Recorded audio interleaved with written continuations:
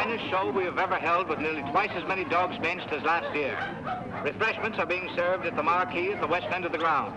Griffons ready in ring number 2.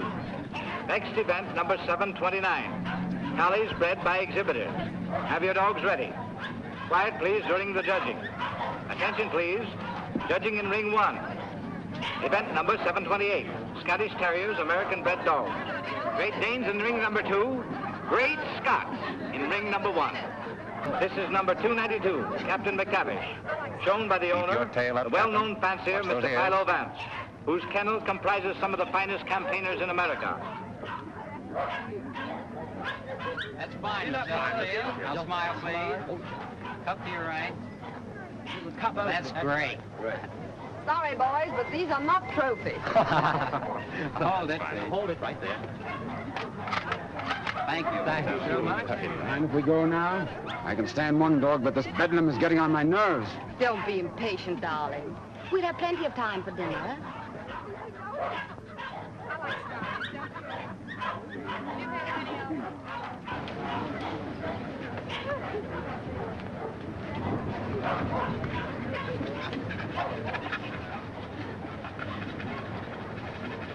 Hold it, 2.5. So. Event number 728. The blue ribbon won by Gillespie of Heatherstone. John D. Deviler is runner-up, and Midlothian gentleman receives the special. Better luck next time, Mr. Vance. Don't be downhearted, Captain. You're still champion with me. Maybe we'll have better luck in Italy, huh? Tough luck, Vance. I was hoping to have the pleasure of meeting you tomorrow. Oh, thank you very much, Mr. Coe. Perhaps you'll get stiffer competition from Sir Thomas MacDonald. Perhaps. Want to borrow Misty Morn for a second? But, Miss Ray, you know, Mr. Hart, you don't want Eamon to bully his dog. Come along and protect him if you like.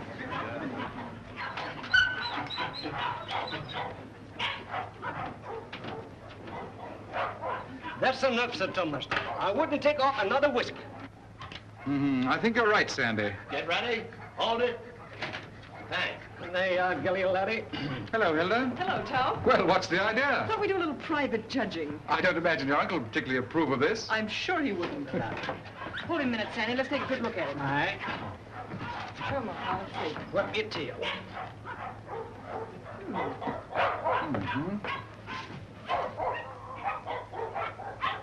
Well, what do you think? I think it's a pretty close thing. But I'm not worried. Eh, Sandy? I think you bet he's safe, sir. Here we are, sir. What the devil do you think you're doing, Hilda? Well, How do you do? How do you do, sir? I just wanted to prove that you're going to lose money to Tom when these two get into the ring tomorrow. And have you proved it to your satisfaction? So much so that I want you to loan me $1,000 to place on Gilly. Hilda. That's cheek for you. Wants to bet against me with $1,000 of my own money. I wasn't asking you for your money. I merely want you to loan me some of mine. As long as I control the purse strings, you're not going to do any betting against me. You'll be grateful that I've saved a few thousands of your fortune someday. But don't raise your hopes too high, Hilda. Bring that dog out here.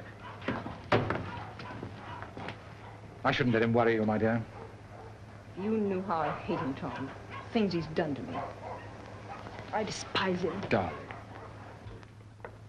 Now, let's see. Where did I put that? Ah, here it is. Unsolved murders. You know, I almost forgot it.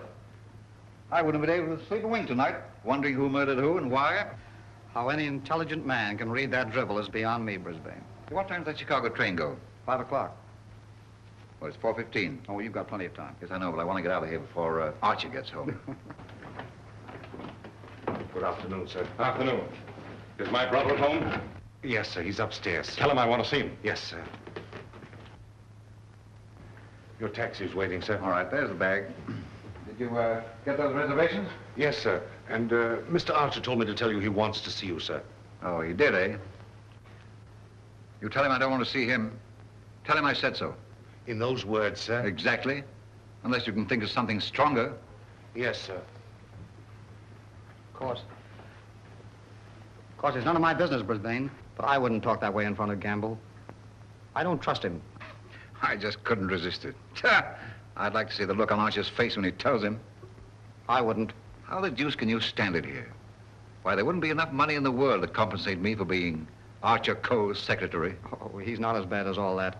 Say, you better be getting along. There's such a thing as carrying loyalty too far. Don't forget, I overheard a few of his choice remarks to you when you dared suggest that you were in love with Hilda and wanted to marry her. I'm afraid you're taking Archer a little too seriously, old man. Did you deliver my message? I thought it best to wait till you were safely away, sir. Do you mind dropping me off? I have an engagement with Hilda for dinner. Come ahead, come ahead. All aboard! Albany Express, Stanford, Bridgeport, New London, New Haven, Westerly, Providence, Boston.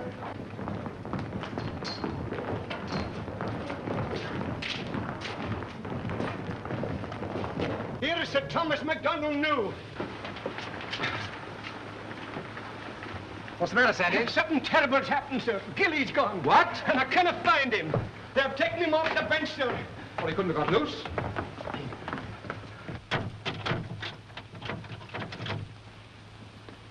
He didn't break that lock himself, either. I haven't been away from that dog for 10 minutes all day, sir. I just went into the restaurant to get a wee sandwich, and when I come back, he was gone. Sir Thomas? Yes? I think we found him, sir. Where? Out in the alley, sir.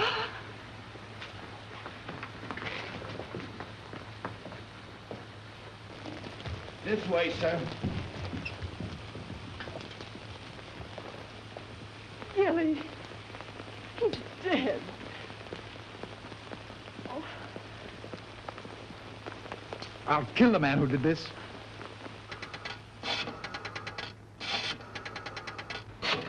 Listen, Tom, you mustn't do anything until you're sure, please. I've got my own ideas.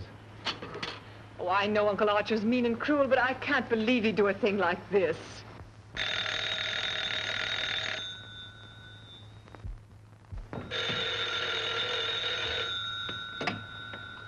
Hello? I'm sorry, but Mr. Archer Coe isn't here. Your dog dead? Well, I'm terribly sorry. I'll try to locate him at once.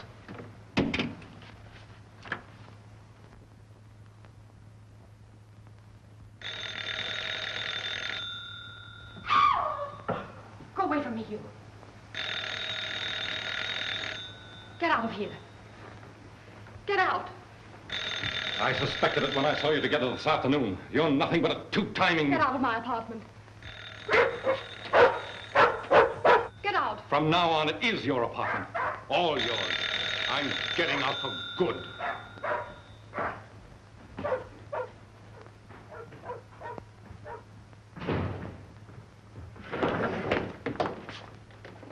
Ah, Mr. Coe. My dear friend, Yes, I see you are. Pardon? Yes. Oh, I am, how do you say it, tanto allegro. I came to see you. I have received a cable from Milan authorizing me to complete the deal for your Chinese collection and confirming the price of $117,000. Means decorations and all that sort of thing from a very grateful government, I suppose. Oh, un momento. But it's no good now, of course. I've changed my mind. Oh, but you have promised me. You can't go back on your word. What will I tell my people? What will I say? Pity you didn't think of this before. You might have been a little more discreet, eh, Grassy? But you have signed a contract with me. Too bad for you. It's still at my home, in my safe. Oh, but you will. Most certainly destroy it. Tonight. I'll tell you what I'll do. I'll give you Miss Delafield for nothing.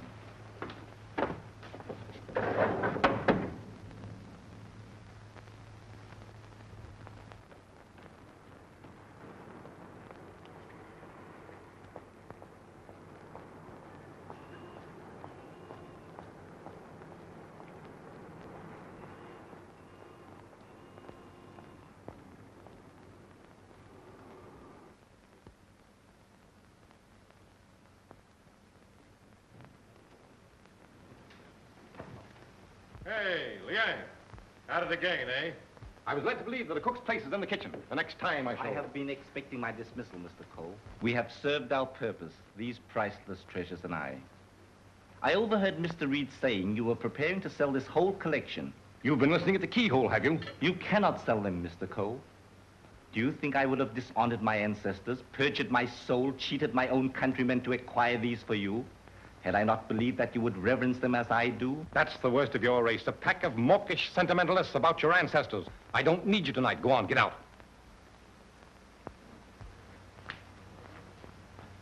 I would suggest you consider most carefully before you sell.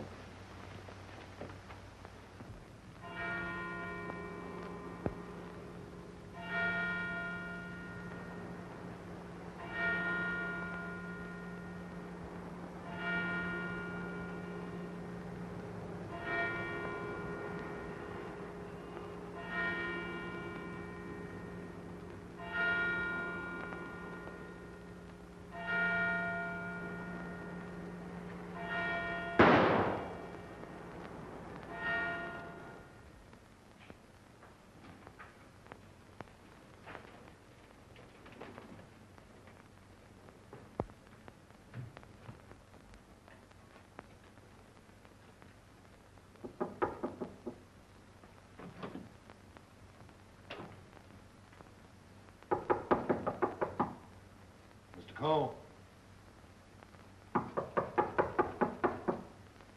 Mr. Coe.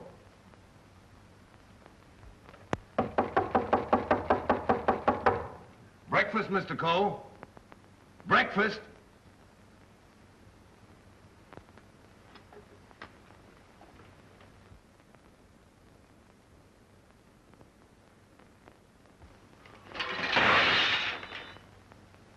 Mr. Reed! Mr. Reed! Mr. Reed! What is it, Gamble? Mr. Coe, Mr. Archer Coe has killed himself. Killed himself? When? How? He's sitting in there like, and the door's bolted. You're positive? Yes, sir. In his bedroom. Phone the police. Yes, sir.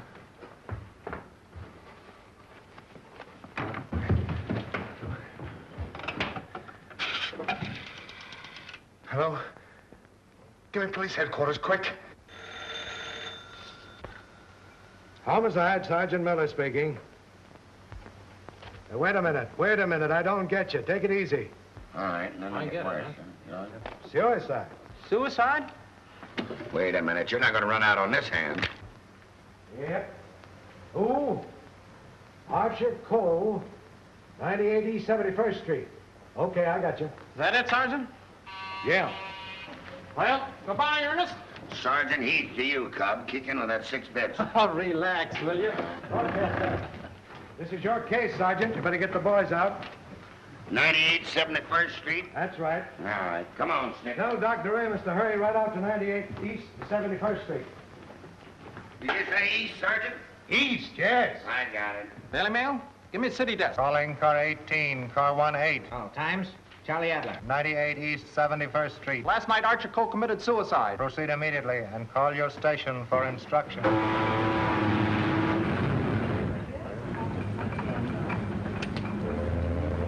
Iron warmer with lights and moderate winds for New York vicinity today and tomorrow. Yes, sir. And now for the latest news flashes.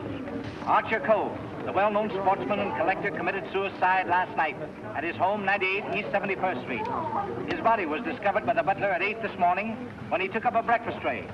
No reason has been advanced for this action as Mr. Coe was in excellent health and had no financial trouble. No news has been received for the crew of the... Is the land phone still connected? Yes, sir. But it will be disconnected in about 2 minutes, sir. I see.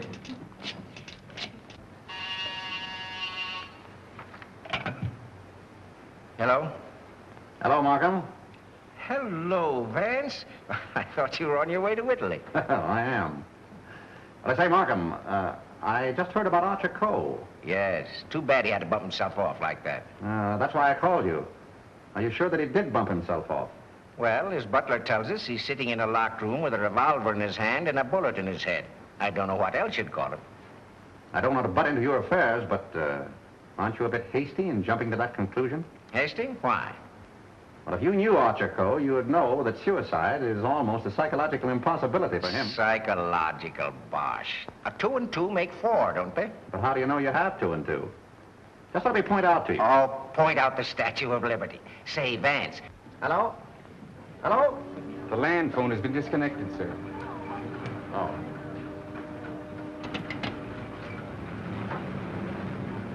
Will you have my luggage brought up? Yes, sir. Steward, Just have them send it ashore. I've decided not to sail. Sir? Vance, you've been right about a lot of cases in the past, but I can't help smiling at you getting off that boat and giving up a swell trip all because of a hunch. As a matter of fact, Markham, it was more than a hunch. Huh? It just so happens that I talked with Archer Coe only yesterday. What? Where? The Long Island Kennel Club. You know, I can't conceive of a man on the verge of suicide being very deeply concerned over winning a championship at a dog show, can you? No. What do you mean? Simply this. As late as yesterday afternoon, Archer Coe was looking forward with the keenest anticipation to winning a blue ribbon from Sir Thomas MacDonald today. Sir Thomas MacDonald. Say, wasn't it his dog that was found dead last night? Right. And Archer Coe found dead this morning. You suppose there might be some connection there? I don't know. But if someone were to try to kill Captain McTavish, I'd probably turn murderer myself, wouldn't I, Captain?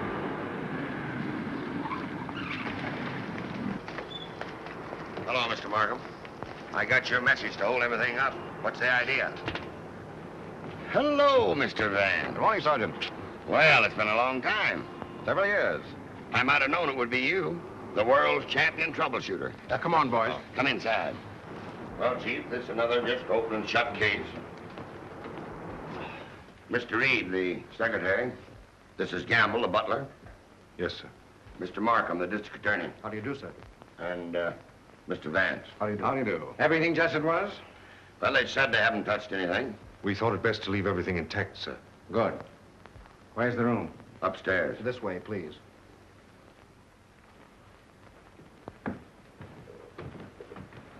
You've been in Mr. Coe's service long? About 3 months, sir. And before that? Why, unfortunately, I was unemployed, sir. This is it, sir. Yep, he's there, all right. Just like I told the police on the phone. I tried the door, found it locked, looked through the keyhole, and there he was, dead. I think this is a job for you, Sergeant. Certainly, Mr. Vance.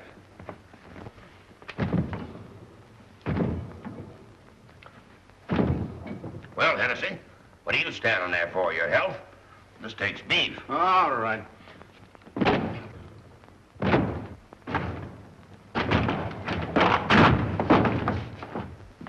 Congratulations, Sergeant. What is this, a bedroom or a museum? More junk here than in a Chinese josh house.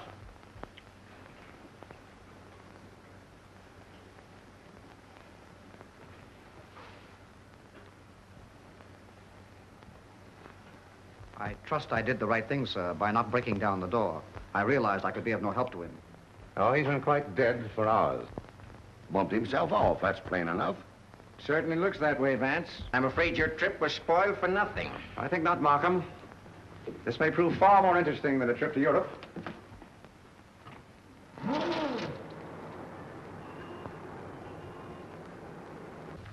You carry a gun?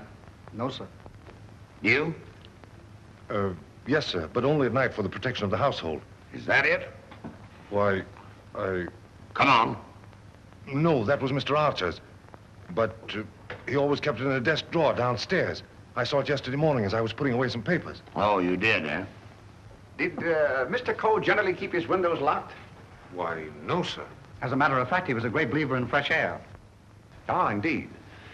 I wonder if these gentlemen would mind waiting downstairs. Why, certainly not. I'm sorry we had to damage your door. That's quite all right. It's easily repaired. I'll have it attended to at once, sir. Hennessy, see that no one leaves the house without my permission. All right.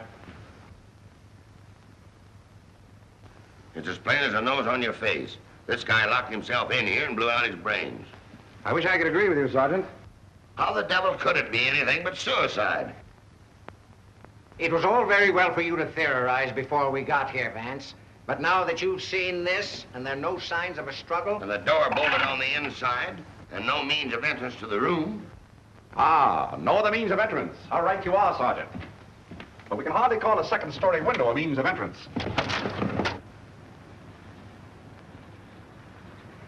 And nothing here that even a human fly could crawl on. So why should Archer Coe lock his windows? Particularly if he was a fresh air enthusiast. I'm afraid your reasoning is not altogether convincing. Well, perhaps so, but Doesn't it strike you as rather odd that a man should suddenly decide to commit suicide while changing from his street clothes to pajamas? Well, why not? A man debating suicide might get partially undressed and walk up and down for hours trying to make up his mind. Yes, he might walk up and down for hours, but not with one shoe half off. No, Markham. Something stopped him as he was removing that shoe. This was supposed to suggest suicide, but someone miscalculated. But you can't get away from that bolted door. I wish I could. The way you figure it out, the man was murdered. As soon as the killer is gone, he gets up, goes and bolts the door, plants himself in a comfortable chair with a loaded gun in his hand to suggest suicide.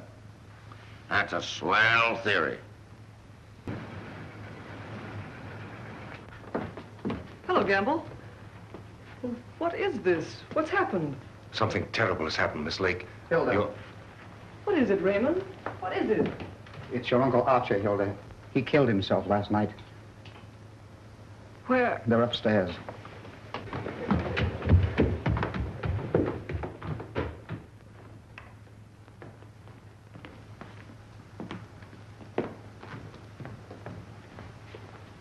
Hey, don't touch that body, miss. Oh, Mr. Vance. Well, how do you do, Miss Lake? This is Mr. Markham, the district attorney. How do you do?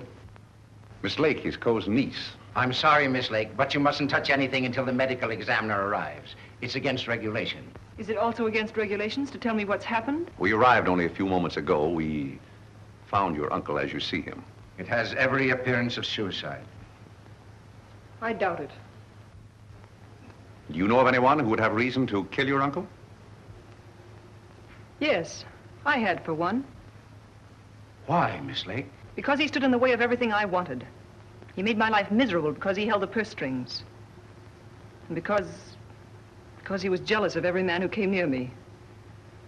I was afraid of him. Oh, the horrible nights I've spent in this house. Are we to accept your comments as a confession of murder, Miss Lake? Look here, Markham, that's ridiculous. Please, Raymond. I think I can handle this situation myself. When we found your uncle, Miss Lake, the door was bolted from the inside. Bolted inside?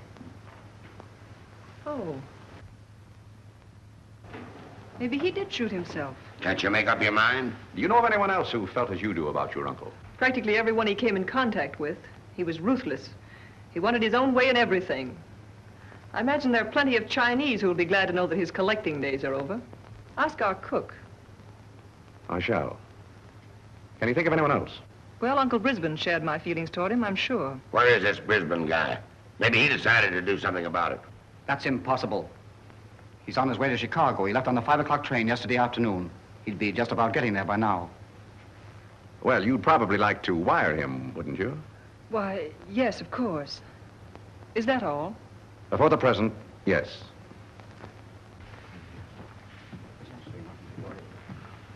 Suppose we check up on Uncle Brisbane on that Chicago train. Won't take me but a minute.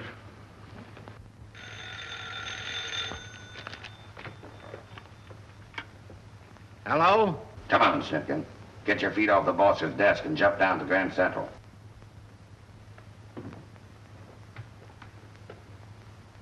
All right, I get you.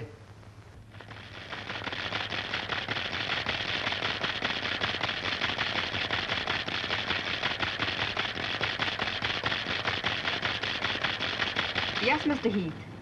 Langham Hotel, Chicago? Yes, sir. I'll rush the call. Hold the while, please. Oh, yes, Mr. Heath. We're expecting Mr. Brisbane Coe this morning. Oh, yes, he wired for a reservation last night. Thank you. Goodbye. Yep. He took the 5 o'clock train, all right. Good.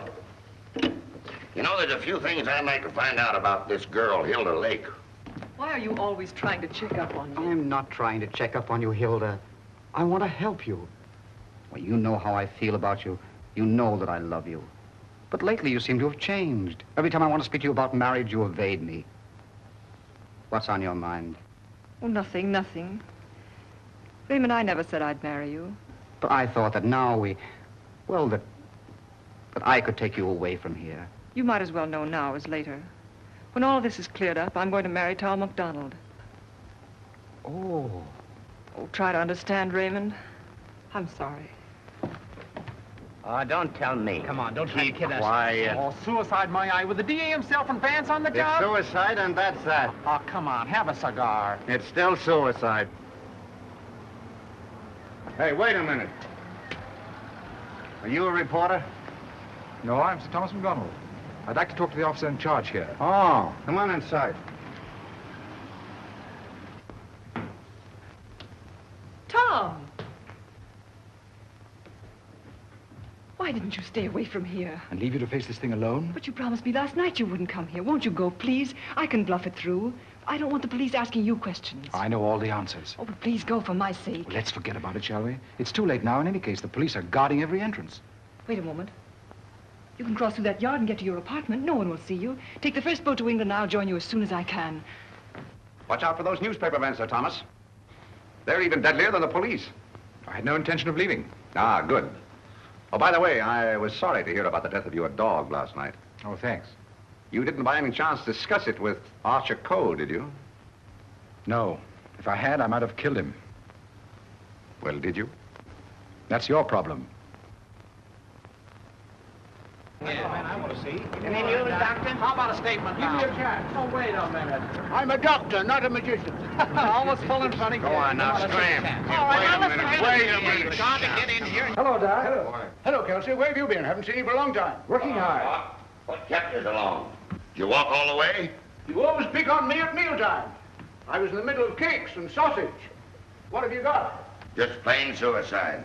This guy locked himself in the room, bumped himself off. Suicide. Then why didn't you let me finish my breakfast? Hello, Doc. Hello, Markham. All you need is an order to remove the body. If you told me that over the phone, I could have sent my assistant. Mr. Markham told me to phone you personally. Don't crab at me about it. I'll give you the approximate hour of the death, if you want it. That's big-hearted of you, Doc. And the routine autopsy, we can do tomorrow, as it's just a case of suicide. Why do you jump to that conclusion, Doctor? I know a dead man when I see one. Besides, the door was bolted. I know, the door was bolted from the inside. But what about the body? Hadn't you better have a look at it? I was going to.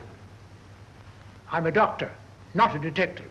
This man is dead with a bullet hole in his right temple. He's holding a gun in his right hand. Just the kind of wound that might have been self-inflicted.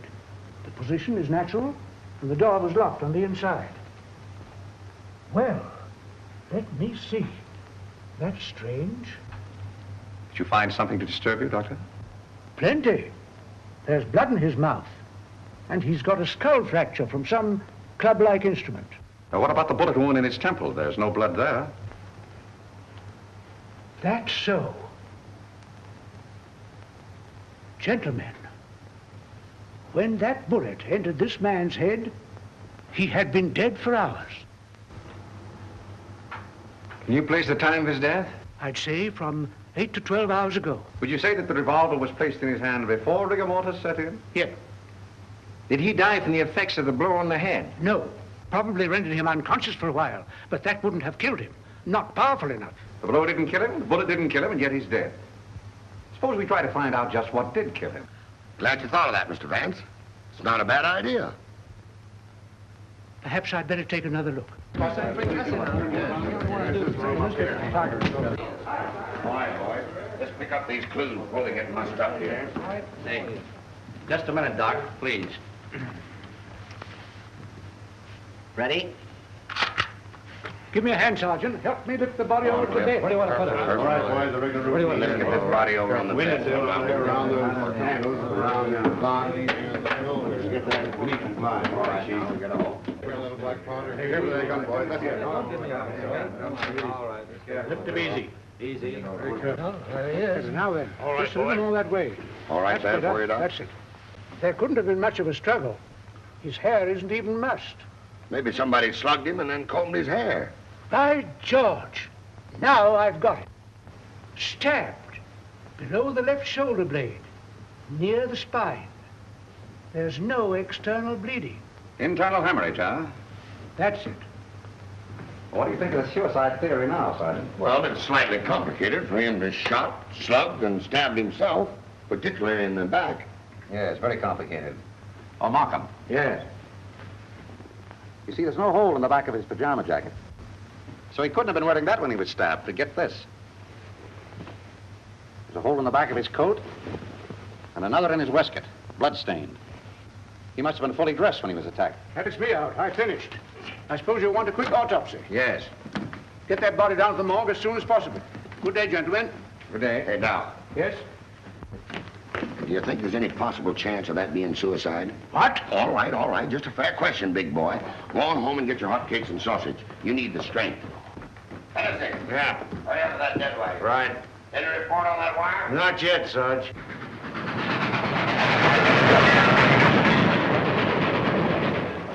Send a wire to this guy Markham, 98 East 71st Street, New York City, and tell him, Brisbane Coe not aboard this train. Wallace, conductor, train number 7.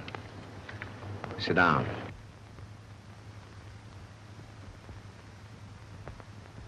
What time did Brisbane Coe leave for Chicago? In time to catch the 5 o'clock train, sir. How do you know he caught the 5 o'clock train? I phoned for the reservation, brought him his walking stick and overcoat, and put his bag in the taxi. Ah.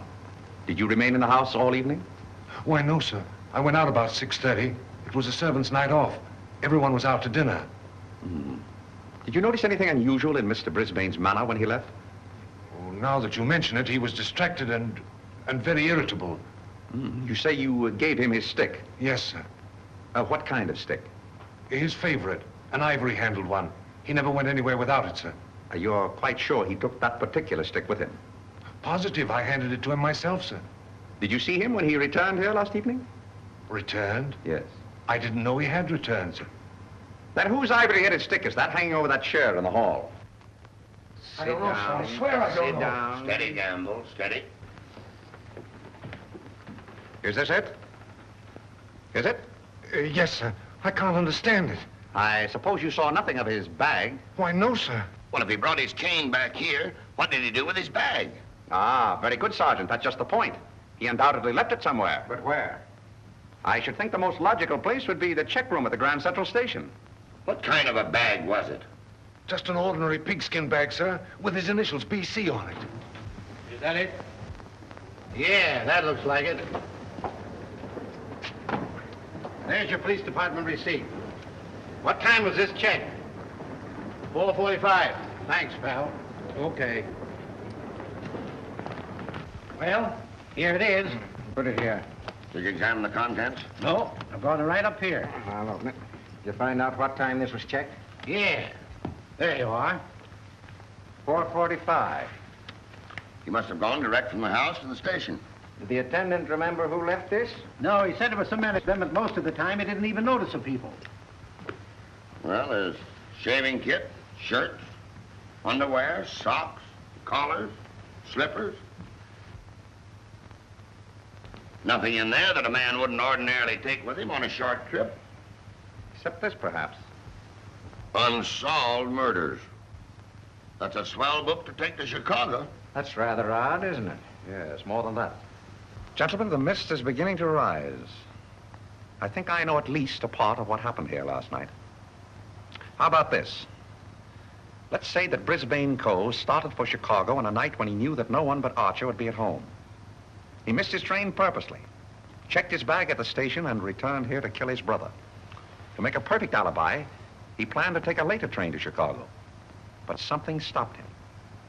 And something stopped Archer Coe before he could remove his shoes last night.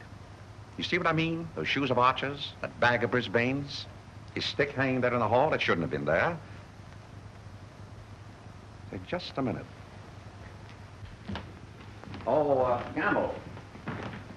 Where did Mr. Brisbane usually put his hat and overcoat when he came in? He always hung them in the closet, sir. Which closet? This one.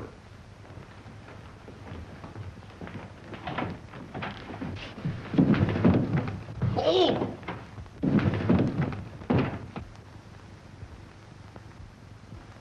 Mr. Brisbane. Well, Mr. Vance, where are we now? I should say somewhere in the middle of the Gobi Desert.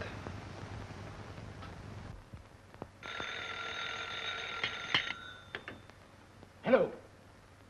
What? Again? I'm right in the middle of my lunch. First you interfere with my breakfast, then you ruin my lunch. Don't you boys ever eat? No, I'm on a diet. Oh, all right. Hello. All right, I'll attend to that later. Get me the wagon and the fingerprint gang.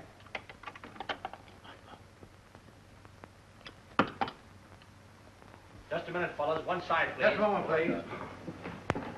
Ready? That's all. All right, go ahead. Here. He's been dead for hours. And me thinking all the time he was playing possum.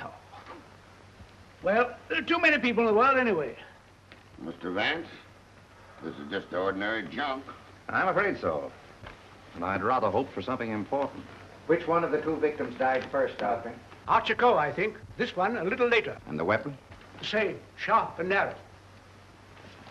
Second, tag and list these. I think I better fingerprint everything inside and outside here. Right, Captain. Hennessy. Yes. Look for a sharp, narrow weapon. Right. Found something? Why, it looks like fishing tackle. It's tackle, all right, but not fishing. Markham, we're dealing with a shrewd brain. The technique of this crime was very cleverly worked out. But something went wrong. Sergeant, here's your order for the removal of the body. Thanks, Doc. So long. I want food. Well, nobody's stopping you. And if you've got any more corpses, bring them out now, will you? I can't be running up and down here all day. What do you mean running up and down all day with that swell car the city gave you? Oh. Nothing upsets the doctor.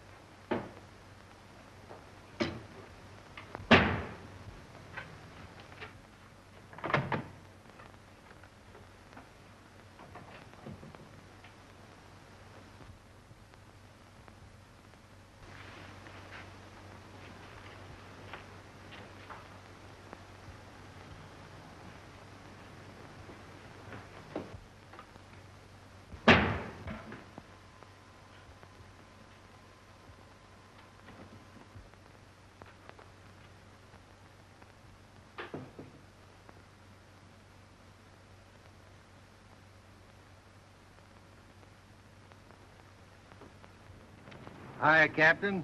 Going in to take charge? Well, if you hurry up and solve this case, maybe I can go home. Come on. I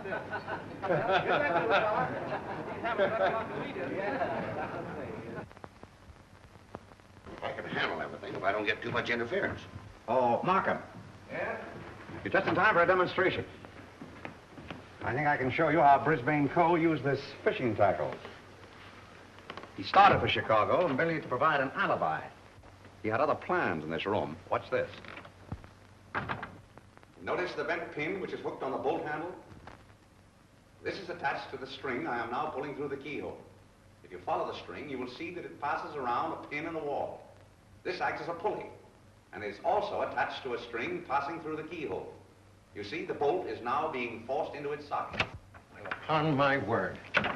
I now pull the first string through the keyhole, and then the second string. And with it comes the pin, leaving no evidence. Now let me in. It worked? Yes, it worked. Well, that explains that, then. Very clever.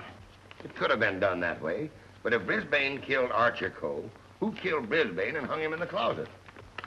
Why did he do it? That's what we want to find out, isn't it? Exactly. Yeah. Gentlemen, two persons planned the murder of Archer Coe. Two? What? But their paths crossed. Brisbane was one of them. The other? I've got it. The Chinese cook. They're full of those tricks. Forget this. Dr. DeRamus said that Coe was struck over the head with a blunt instrument. This poker would answer that description, wouldn't it? Yes. And that certainly looks like dried blood. It certainly does. But what about those short, coarse hairs? They don't look like Coe's. No. Well, Mr. Vance, why didn't you find that when you looked in there this morning? It wasn't in there this morning. Besides, it doesn't belong in this room. It belongs downstairs in the library.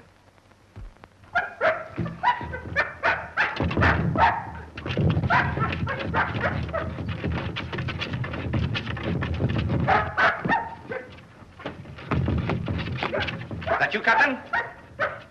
What's the matter with you? What is it, Captain? What is it, Captain? You're all down here?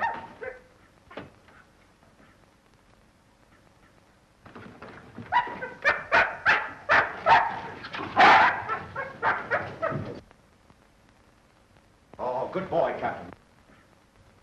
This dog's been struck a nasty blow. That explains the coarse hairs on the poker. Whose dog is this? I don't know. I mean, I've often seen it in the vacant lot, sir. Just tell the truth, Campbell. Yes. Why don't you? It belongs to the lady next door, sir. Hmm. Hennessy, get that fellow to a vet as fast as you can, will you? Yes, sir.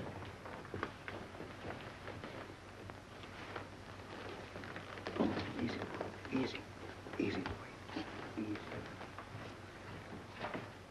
Now, Gamble, let's have the name of the lady next door. Doris Delafield. Yes, I'm Miss Delafield. Won't you sit down, gentlemen? Thank you. I'm sorry I didn't win you a trophy at the dog show. You're quite a fancier, aren't you? Yes, somewhat. I'm interested in one of your dogs, the Doberman. You mean Figaro? I wonder if I could have a look at him. I'm terribly sorry. You know, he slipped his leash last night and ran away. I've notified the police. My maid's been scouring the neighborhood trying to find him. Well, did she inquire at Mr. Coe's house next door? Well, I don't know. You and Mr. Coe have been good friends, haven't you? I know him. Why? Your dog was found in his house this morning, badly wounded. What? Have you any idea how he got there? No. Do you suppose he would follow someone into the house? Well, I hardly think...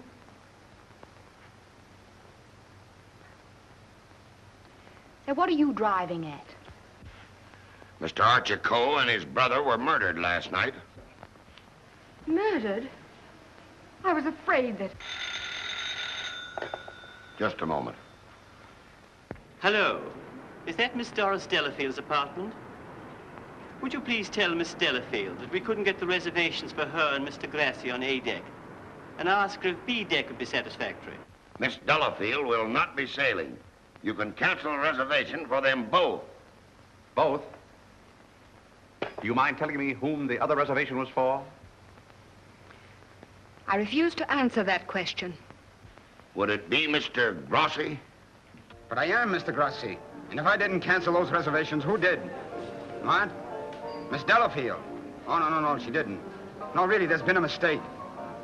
As soon as I can find out about this, I'll call you back.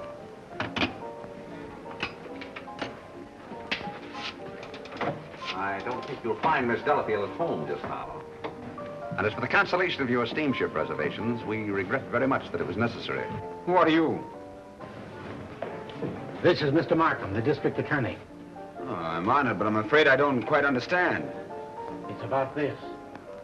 As a matter of fact, Mr. Coe didn't commit suicide. He was murdered. Murdered? Would you mind coming along with us? Just a little matter of comparing fingerprints. No, not in the least.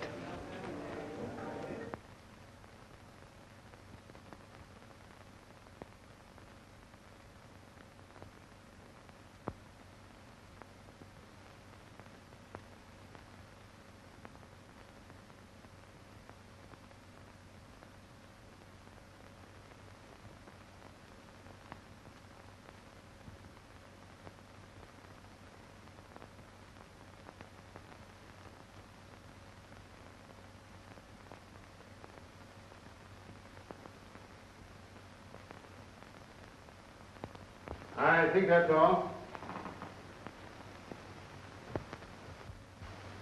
Found anything yet? The one taken from the doorknob is too blurred for identification, but this one is very clear. It appears to be that of Liang, the Chinese cook.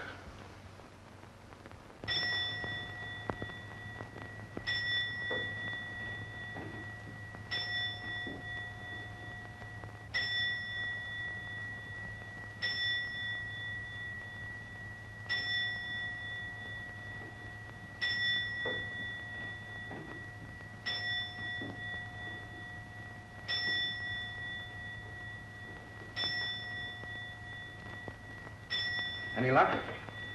No, not yet. Well, it must be here somewhere. I'm positive that the dagger that killed the Coes belongs in that sheath. Tired, Markham? No, no.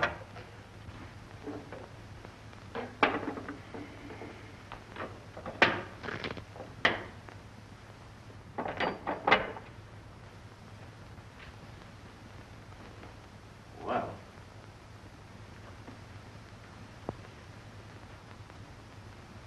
That's strange. What is it? The King Ya vase is missing. It's the most valuable in the whole collection. That's all that's left of it. If I'm not mistaken, that's blood. Blood? Markham, I'm coming more and more to the belief that Archer Coe was killed in this room. That poker, this dagger sheath, now these fragments, all here. But, Vance, do you mean to tell me that the dead man walked upstairs? I'm not trying to tell you anything but the facts. It's the most remarkable case in my experience.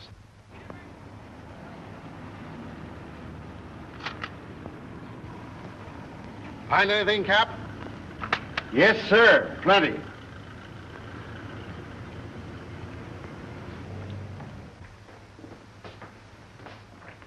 Oh, Mr. Reed. Oh, yes, Mr. Vance. Would you step in for a moment, please? Why, certainly. Smoke? No, thanks. Did you notice that the Ting Yao was missing? Missing? Why, it was here yesterday evening. At what time? At about 6:30 or 7 o'clock. I came back to talk to Mr. Coe. About what?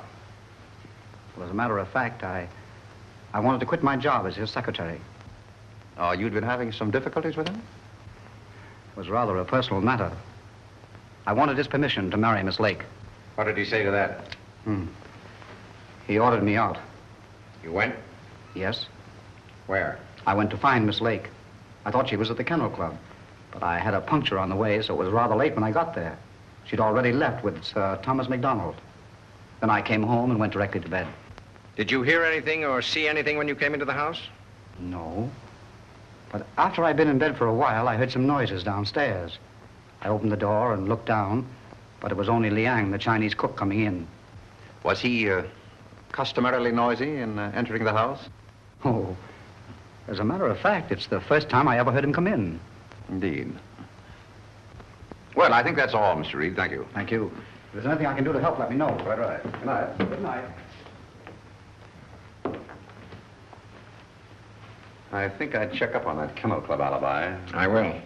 You might have those fragments checked for fingerprints, if you will. Yes. Meanwhile, I'll do a little exploring in the kitchen.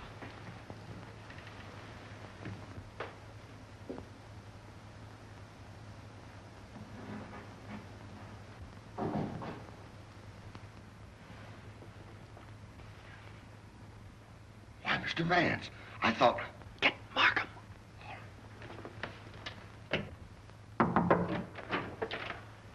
Mr. Liang, I believe. You're the cook. Me cook. You can drop the pidgin English. That isn't necessary with me. Where did you go to school? Columbia University. Ah, that's considerable education for a cook, isn't it? Mr. Coe employed me because I know a great deal about Chinese porcelain. Ah, I see. Ah, that's a very lovely piece of Ting Yao, isn't it? How did it get broken? I don't know, sir. I found the pieces in the wastebasket in the library. You want me, Vance? Oh, yes. See that, Markham? More blood spots on the inside. Apparently, the murderer dropped the dagger in here to hide it, but he dropped it too hard, and the vase broke. When did you find these pieces? This morning. This morning?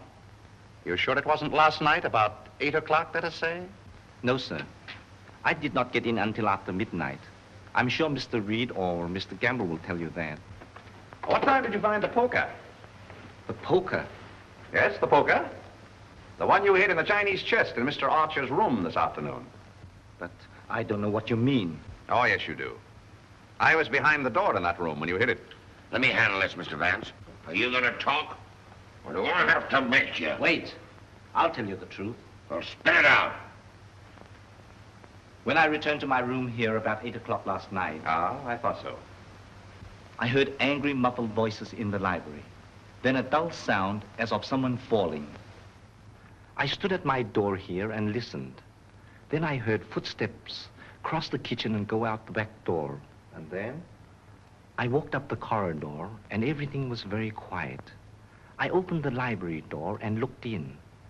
The furniture was overturned. The poker was there, the desk was disarranged, and the valuable Tengu vase was broken.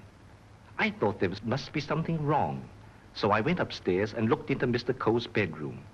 He was dead. Fearing that I might be suspected, I went back to the library and picked up the broken pieces of the vase, and together with the poker, I took them to my room. And knowing that you were alone in the house, you were afraid you might be suspected. So you hid the weapons and left. Yes, sir. You returned to the house about midnight and purposely made a lot of noise so as to establish your alibi. Is that right? Yes, sir. All right, then. Where'd you put the dagger? I did not find the dagger. Don't give me that. What did you do with it after you stuck it in Archer Coe's back? I've got it, Mr. Markham. Yes? What? Fingerprint on this broken fragment belongs to the Italian, Eduardo Grassi. Well, Mr. Vance, looks like somebody else miscalculated. Yep, it fits. Oh, that doesn't prove anything. What about this?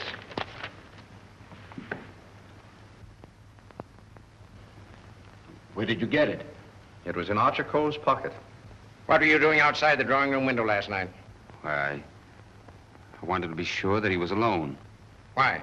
For weeks we had been negotiating for the sale of his collection to the museum at Milan. It meant everything to me. He kept raising the price, but on Monday we came to an understanding. And I cabled the museum that I had succeeded. And last night he turned me down because he saw me with Miss Delafield. Let me explain. Archer was extremely jealous of me. Well, you can't blame him for that. You went there to threaten him, didn't you? Which I had every right to do. I told him I would use any means to make him fulfill his contract. He laughed at me, said that he would smash every piece in his collection before he'd let me have it.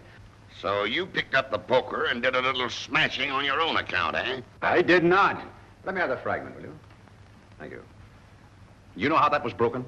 Tignan vase? With blood stains on the inside and your fingerprint on the outside. I don't know. Sergeant, I think you better book him. Right. Thank you. Come on. Let's get out of that monkey suit. Let's get going. Come on. Don't worry, I'm not running away. You telling me?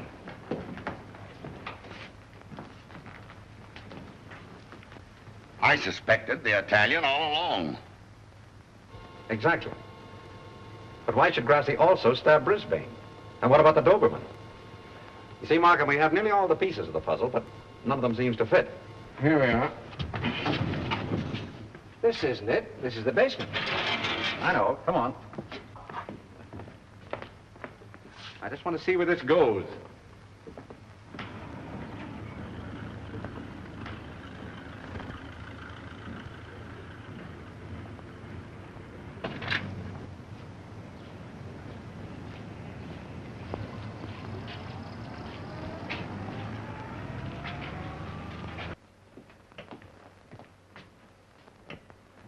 Good evening, sir.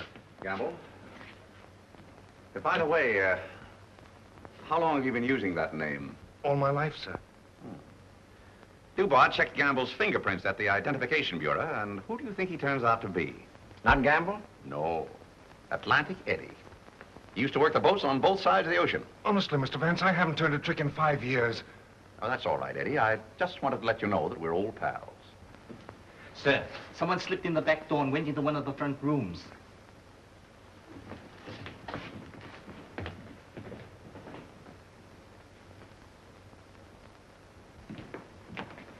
Well, Miss Delafield, Don't be surprised, gentlemen. I'm used to coming in here like this. you seem to know your way around here pretty well. As the district attorney, you're responsible for this case, aren't you? That's right. Well, I'm tired of detectives. I'm tired of being spied on. All you want to know is who killed Archer Coe, isn't it? Naturally. Well, I did. What? Yes. And there isn't a jury on earth will convict me when they hear my story. You don't believe me, do you? You were wondering this afternoon how my dog, Figaro, could get into this house. Well, he was following me. He was defending me when he was struck. Well, where did you kill Mr. Coe? In his bedroom. What kind of lipstick do you use? Lipstick? What's that got to do with it? Is that yours? Yes, that's mine. While I was struggling with Archer, my bag dropped on the floor and everything spilt out. Won't do, Miss Delafield. It's an old trick. It's not a trick. I didn't realize that you were so fond of Mr. Grassi. Mr. Grassi has nothing to do with it. Take me down to the station. I'll say nothing more until I get an attorney. Help! Help! Help! Help!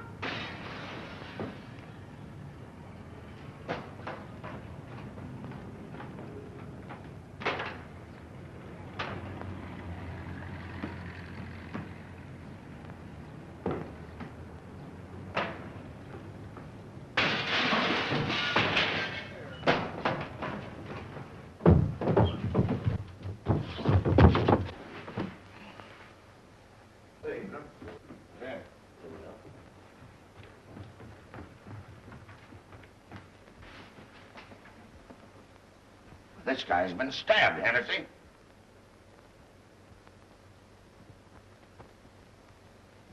Is this it, Mr. Vance? Yes, that's it.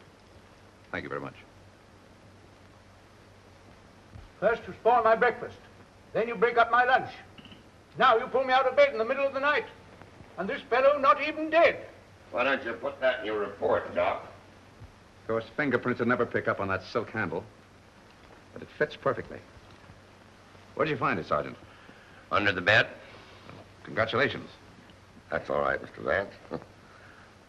3 crimes with the same weapon, Markham. Tom, what is it? What's happened?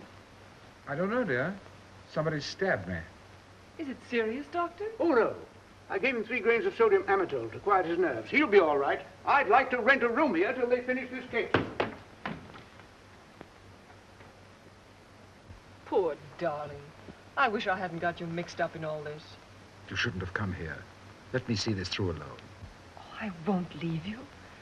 Can't we get away from here? We leave tomorrow. Together. Well, what do you think about it, Doc? Well, the thrust punctured the median basilic vein and caused a hemorrhage. Could the wound have been self-inflicted, Doctor? I'm the city butcher, not the detective. Don't bother me with any murders after 3 tomorrow. I'm going to the World Series. Hey, Doc, phone me the score between innings, will you? Get these people out of this. What are they waiting for? Just want to ask you a few questions, Sir Thomas. You say that when you were stabbed, you saw nothing, huh? That's right. It was dark. I heard a noise and jumped out of bed. Somebody threw a chair and just missed my head and struck the window. I shouted for help and ran towards the door. Then I felt a sharp pain in my arm as I lost consciousness. Knife by a ghost. That's a hot one. I think he done it himself. How dare you, sir? That's not fair. Do you know anything about that? Where'd you find it? Under your bed. I never saw it before. Yeah. Like I never saw a pair of handcuffs. You've no right to question him now in this condition. Rather funny.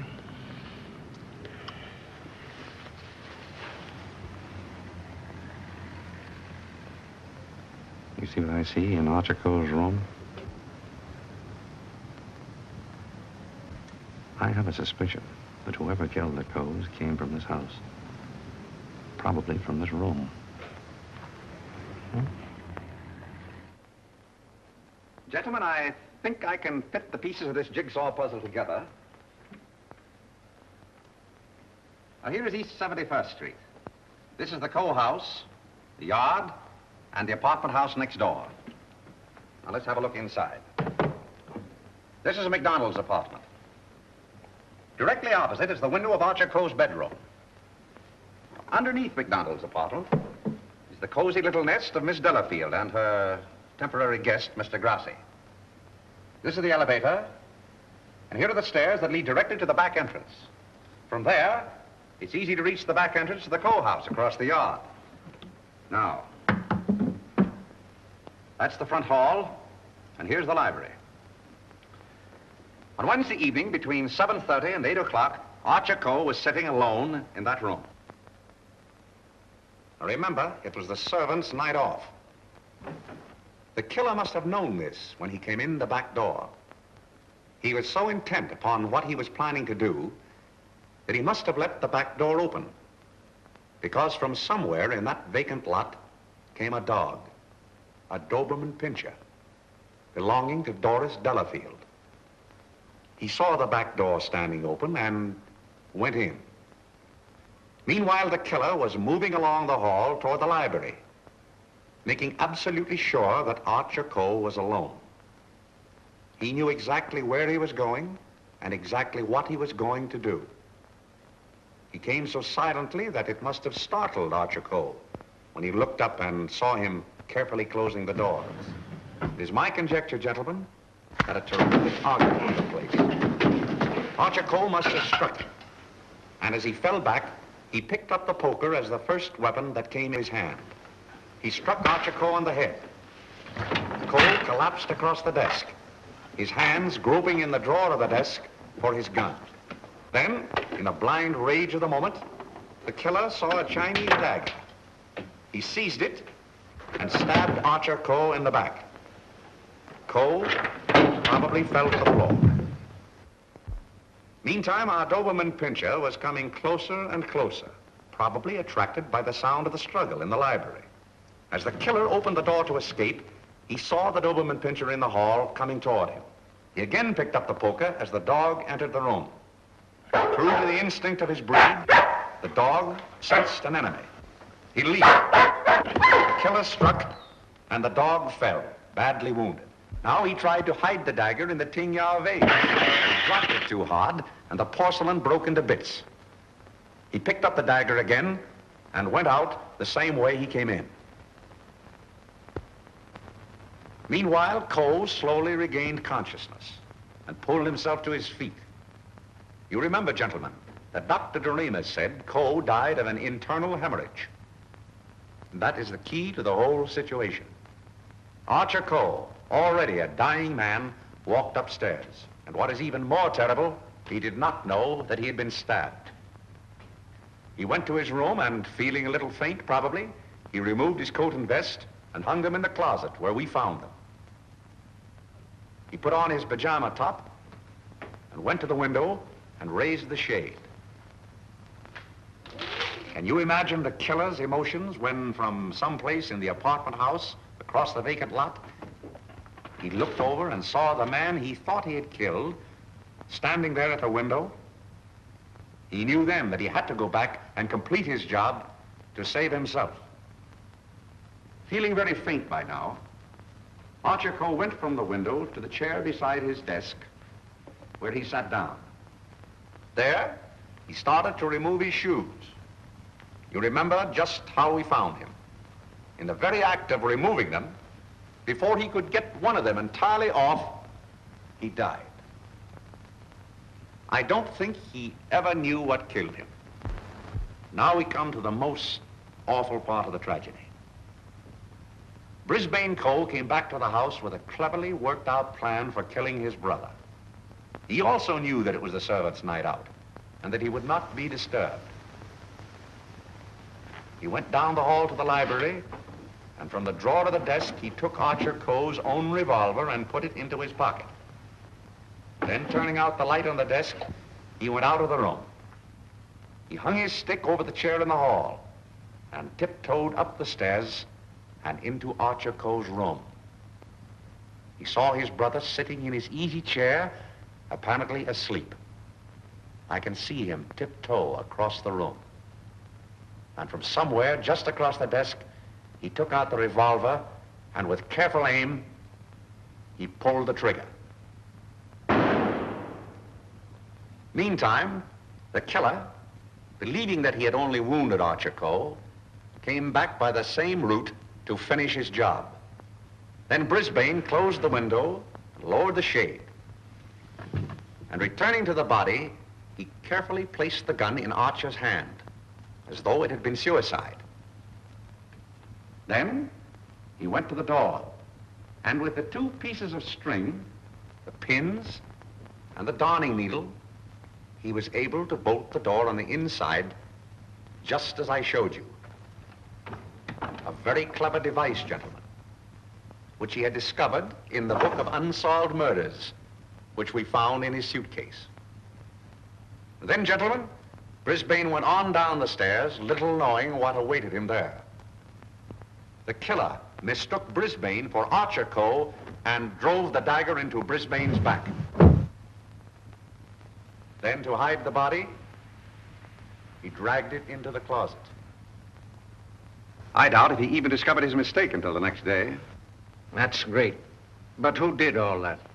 Well, you can search me. I'm going screwy. You can include me in that, Sergeant. Haven't you got any ideas at all, Vance? Markham, it's a maze of conflicting clues. Any one of 7 people might have done it. But we couldn't convict 7 people, Mr. Vance. You couldn't convict 1 with the evidence you've got. Gentlemen, I'm afraid we're completely stopped. Licked. Well, I hate to admit it, but it looks that way. Vance, in all the years we've worked together, I never heard you say that before. I know. I'm sorry, Markham. Well, what are we going to do about it? I don't know. Are you sure you checked up on all the alibis? Every one of them. And you've gone over the fingerprint situation with your boy? Yes, sir. Well, we've slipped up somewhere, Sergeant. But there must be something that we can get our teeth into. Markham, I suggest that you dismiss this case. What? Dismiss it? Yes, turn all the suspects loose.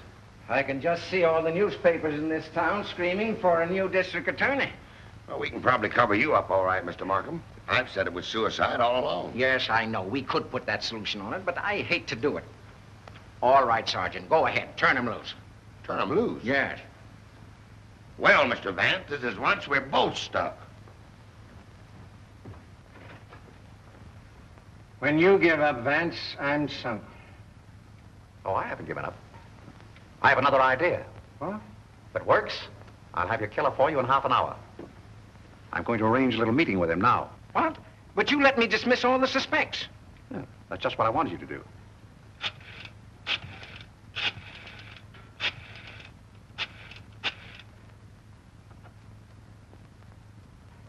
Hello?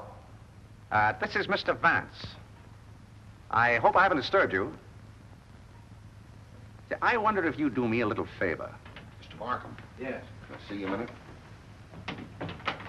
That suicide story might work all right for Archer Coe, but I forgot all about Brisbane. Well, never mind about that now. Just release the suspects, as I told you. All right. That's it. Yes?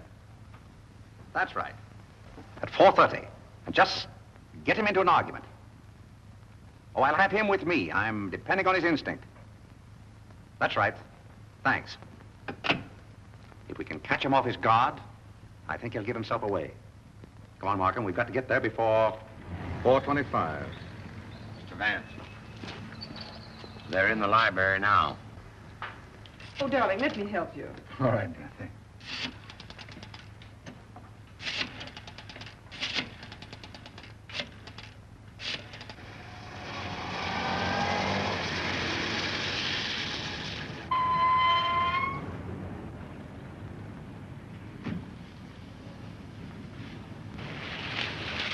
Well, it's the first time we've used bloodhounds in police work since I wore high-button shoes. And red flannel underwear? Oh, I always wear red flannel underwear. So do I. I want your bridal suite on the Coronia. They're sailing at midnight. That's right. Thank you. Sailing at midnight. Lady MacDonald. Is it the title that dazzles you so much? Or is it the fortune she'll inherit that makes her so attractive, Sir Thomas? Raymond, are you crazy? It isn't the first time a fortune has bought a title. It so happens I'm not in need of a fortune. Possibly you are. Raymond, you've no right to interfere this way. No right? Well, I'll take that right. You think you're both sailing at midnight? Well, it won't work. You're going all right, Sir Thomas, but you're going alone. Really? Yes, and you're going now, or else...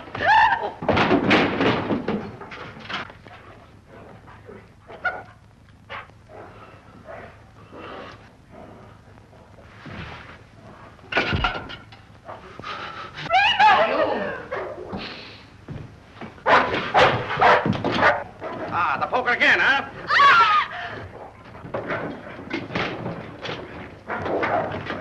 Take him off! Take him off! No.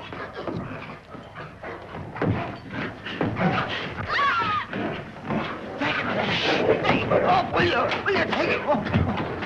Help!